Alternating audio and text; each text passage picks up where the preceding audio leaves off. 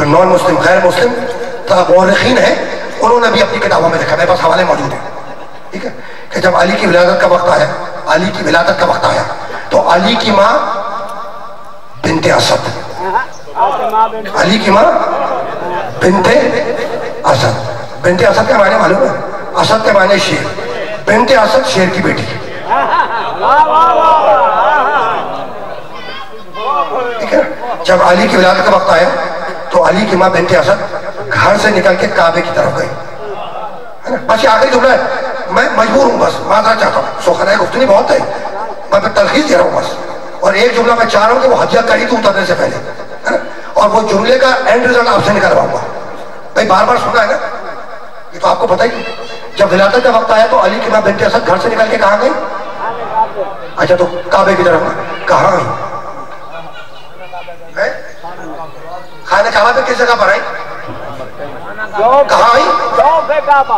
دیوار پر آئی، کہاں آئی؟ دیوار پہ آئی۔ بنت اسد گھر سے نکل کے کہاں آئی؟ کعبے کی دیوار پہ آئی۔ اچھا تو کیا کعبے میں دروازہ نہیں تھا؟ یہ سوال ہے، بھائی دیوار پہ آئی نا، تو میں تم سے سوال کروں کہ خانہ کعبہ میں دروازہ نہیں تھا؟ دروازہ تو تھا، ہے نا؟ تو دروازے پہ جاتی، دیوار پہ کیوں گئی؟ بھائی ہے نا سوال، ہے نا؟ تو ہو سکتا ہے کہ تم کہو کہ بھائی دروازے پہ تالا ڈالا تھا، قفل کہہ سکتا ہے نا، کوئی نہ کوئی تو کہہ سکتا ہے، کوئی نہ کوئی تو یہ کہہ سکتا ہے کہ بھائی دروازے پہ تالا ڈالا تھا اس لیے دروازے پہ نہیں گئی۔ اچھا جسم اطہر کو مس کر کے جب کعبے کی دیوار شق ہو سکتی ہے، ٹوٹ سکتی ہے، توڑ سکتی ہے، تو تالا نہیں کھل سکتا؟ سوال ہے، کامن سینس سے اپیل ہے، بس یہ آخری جملہ ہے کہ بھائی جسم اطہر کو مس کرنے سے جب دیوار پھٹ سکتی ہے تو کیا تالا کھل نہیں سکتا؟ ہو سکتا ہے نا؟ تو پھر آخر بات کیا ہے کہ کعبے کی دیوار میں گئی، دروازے میں کیوں نہیں گئی؟ تو جواب یہی ہوگا کہ دروازے پر مانگنے والا جاتا ہے، میں مانگنے نہیں آتے ہیں۔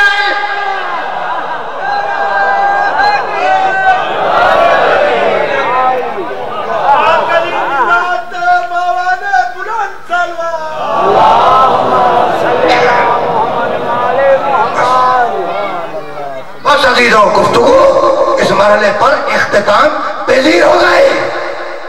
کعبے کے اوپر کالی چادر، کالا غلاف، کالا کپڑا، بیت اللہ اللہ کا گھر ہے نا، بیت کہتے ہیں گھر، بیت اللہ اللہ کا گھر، وہ بیت اللہ جس پر کالی چادر، یہی تو ہے بیت اللہ اللہ کا گھر، اس پر کالی چادر، وہ بیت اللہ اور کربلا میں اہل البیت، وہاں کعبے پہ چادر ڈالی گئی، کالی چادر ڈالی گئی، اور یہاں کربلا میں بیت اللہ کے وارثوں کے سر سے چادر کھینچی گئی۔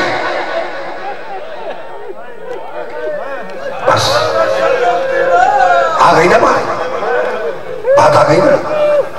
تمہیں یاد ہے نا 11 محرم کو جن بیویوں کے سروں سے چادریں کھینچی گئی وہ محمد مصطفیٰ کی نواسیاں تھیں، اور فقط سروں سے چادریں نہیں چھینی گئی، ان کے ہاتھوں میں رسیاں ماری گئی، اور فقط ہاتھوں میں رسیاں نہیں ماری گئی، انہیں قیدی بنا کر گلیوں اور بازاروں سے گزارا گیا۔ آج پوری دنیا میں جب قیدی کو ایک جگہ سے دوسری جگہ لے جایا جاتا ہے تو اسے مجمع عام سے نہیں گزارا جاتا، اسے چھپا کر لے جایا جاتا ہے تاکہ لوگ اسے دیکھ نہ سکے، اسے شرمندگی محسوس نہ ہو۔ محمد کی نوازیوں کو کوفے اور شام کے بازاروں سے گزارا گیا، اور خاموشی سے نہیں گزارا گیا، لوگ آواز لگا رہے تھے کہ یہ محمد کی نوازیاں جا رہی ہے، یہ فاطمہ کی بیٹیاں جا رہی ہیں۔ اجرکم اللہ، برہنہ سر بیویوں کا قافلہ ابن زیاد کے دربار میں داخل ہوا، ابن زیاد تخت پر بیٹھا ہوا تھا، تخت پر مسلمانوں سے بھرا ہوا دربار تھا، ہے نا؟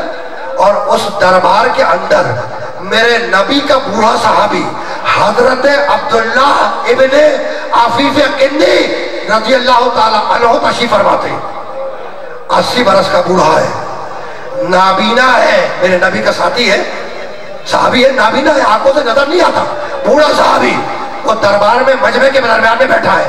اب صحابی رسول کو نہیں معلوم کہ کس گھرانے کے لوگ قیدی بنا کر لائے گئے،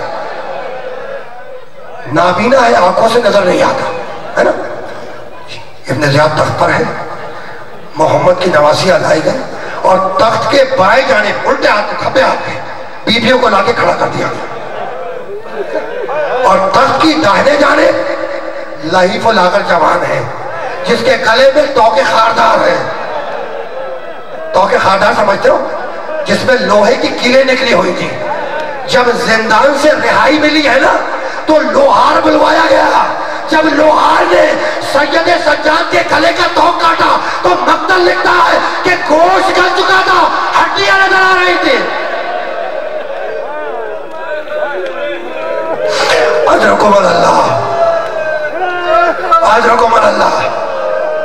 میرا بیمار امام تخت کے دائنے جانے، ایک مرتبہ ابن زیاد اپنے فوجی کی طرف مڑا اور مڑ کے کہنے لگا کہ یہ بیویاں کھڑی ہوئی ہیں جھکی ہوئی، یہ بیویاں جھکی ہوئی کیوں کھڑی ہیں، سیدھی کیوں نہیں کھڑی ہوتی؟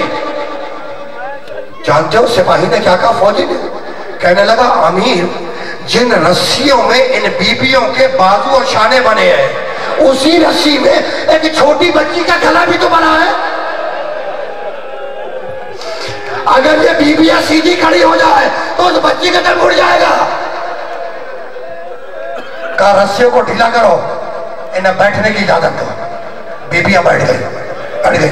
سجاد کے سامنے ابن زیاد کہنے لگا ذرا ان بیویوں کا تعارف تو کروا، محمد مصطفیٰ کے گھر کی خواتین، محمد مصطفیٰ کی نوازیاں، آخری نبی کی نوازیاں، ان کا تعارف نامحرموں کے مجمع میں سجاد کے سامنے ہوا۔ یہ فلاں کی بیوہ ہے، یہ فلاں کی بیوہ ہے، یہ فلاں کی بیوہ ہے۔ جب سب کا تعارف ہو گیا، سب کا تعارف ہو گیا تو ابن زیاد نے انگلی سے اشارہ کیا، کہا وہ بی بی کون ہے جو باقی بیویوں کے درمیان میں اپنے آپ کو چھپانا چاہتی ہے؟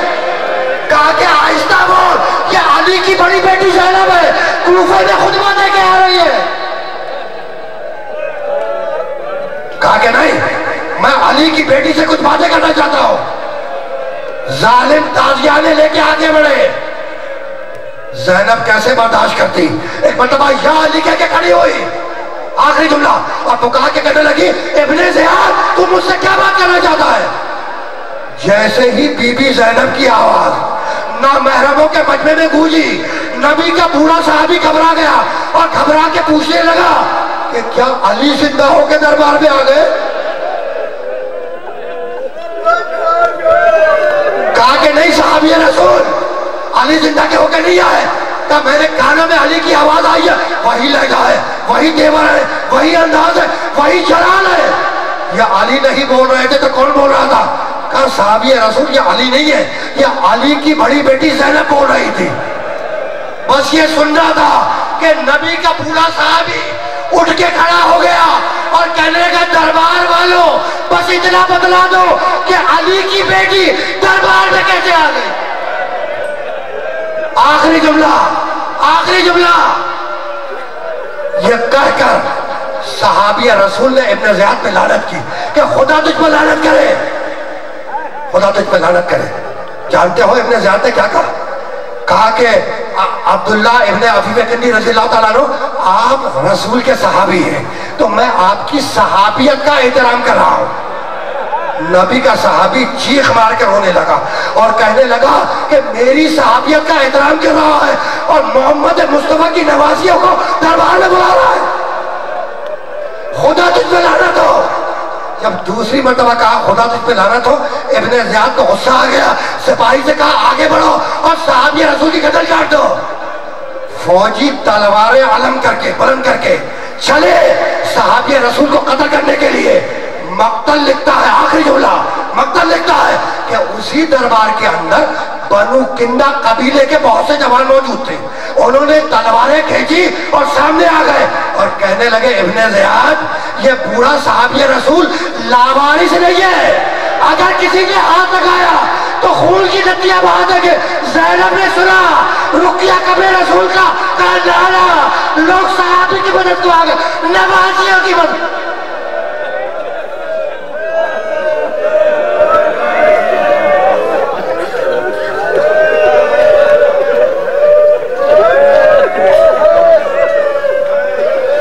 وَسَيَعْلَمُ الَّذِينَ ظَلَمُوا أَيَّ مُنقَلَبٍ يَنقَلِبُونَ رَبَّنَا تَقَبَّلْ مِنَّا إِنَّكَ أَنْتَ السَّمِيعُ الْعَلِيمُ. پروردگارہ اس عبادت کو قبول فرما. مالک ہمیں جو علی نے انہیں شفاء کاملہ عطا فرما، جو بے اولاد انہیں صالح اولاد عطا فرما. پروردگار جو مقروض ہیں ان کے قرضے کو عطا فرما. مالک ہمیں محمد و آل محمد کے بتائے ہوئے اصولوں پر زندگی گزارنے کی توفیق عطا فرما. پروردگار بانیان مجلس کی آواز شریعہ کو پورا فرما. پروردگار حاضرین مجلس کی تمام ہوائے شریعہ کو پورا فرما. مالک ہمیں امام زمانہ کے ظہور میں تاجیل فرما اور ملک و ملت کو مضبوط و مستحکم فرما. درود پڑھ دے محمد و آل محمد. اللہم صلی علی محمد و آل محمد. زیارت پڑھوے تو زیارت نہیں توجہ زیارت. اللہم صلی علی محمد و آل محمد.